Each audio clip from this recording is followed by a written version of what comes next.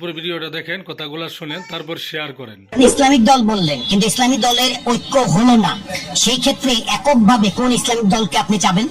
সেক্ষেত্রে আমি চাবো ইসলামী আন্দোলন বাংলাদেশ। আগামী নির্বাচনে কোন দল ক্ষমতায় আসলে দেশের জন্য ভালো হবে?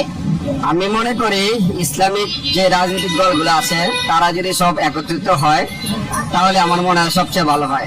আর ইসলামিক দলগুলো আসলে আমাদের মুসলমানের, যেহেতু এই দেশে 95% মুসলমান, তাহলে ওই ক্ষেত্রে আমি বলবো যে ইসলামিক দল আসলে আমার মনে হয় যে সবচেয়ে ভালো হয়। আচ্ছা, আপনি ইসলামিক দল বললেন, কিন্তু ইসলামিক দলের ঐক্য হলো না। সেই ক্ষেত্রে এককভাবে কোন ইসলামিক দলকে আপনি চাবেন?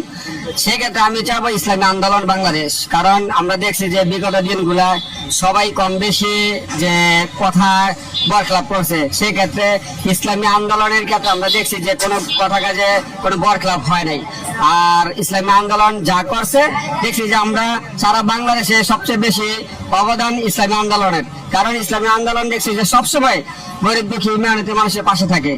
আর ইসলামী আন্দোলন এই কারণে বলবো, কারণ এই পর্যন্ত যত দুর্নীতি হয়েছে ইসলামী আন্দোলনে কোনো দুর্নীতি আমরা পাই নাই। কারণ ইসলামী আন্দোলন হাত পাকা মার্কা কোনো এই পর্যন্ত আপনারা জরিপে দেখা গেছে যে 0% তাদের কোনো দুর্নীতি পায় নাই।